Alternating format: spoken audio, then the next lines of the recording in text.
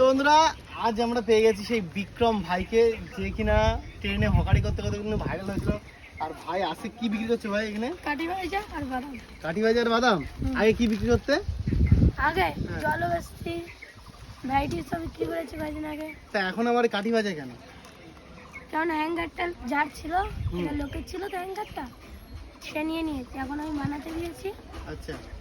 আনতে যাবো আর কয়েকদিন পরে। তো আমরা সত্যি গর্বিত যে এই ভাই এত ছোট বয়সে যে এত সুন্দর একটা ব্যবসার হাল ধরেছে। বাড়ির পরিবারের দায়িত্বে কিন্তু ভাইয়ের হাতে, তাই না ভাই? আগেও তোমাদের ভিডিও বানিয়েছি, ভাইদের বাড়িতে গেছিলাম, বাড়িতে ভাইয়ের বোন আছে। বোন কেমন আছে ভাই? ভালো। আর মা?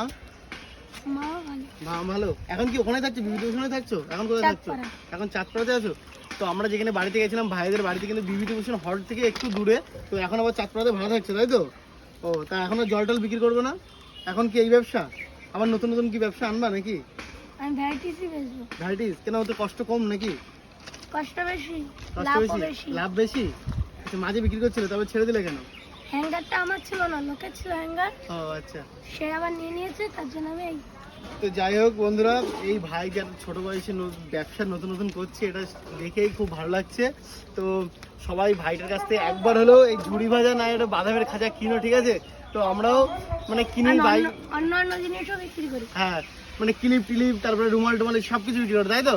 তো যাই হোক না, চলো এই ভাইয়ের সাথে দেখা হলো, ছোট একটা ভিডিও বানালাম। আর এখন এসছে ভাই কিন্তু কালিজির দোকানে। আর চাঁদপাড়াতে এখন যেহেতু ভালো থাকছে, ওই যে চাঁদপাড়া একটু দেখিয়ে দাও, ওই যে চাঁদপাড়া স্টেশন, ঠিক আছে? তো যাই হোক বন্ধুরা, যদি ভিডিওটা ভালো লাগে অবশ্যই লাইক করে দিই। আর এই যে গোলু মোলু ভাই, ঠিক আছে, আমাদের ছোট্ট বিক্রম ভাই। চলো ভাই।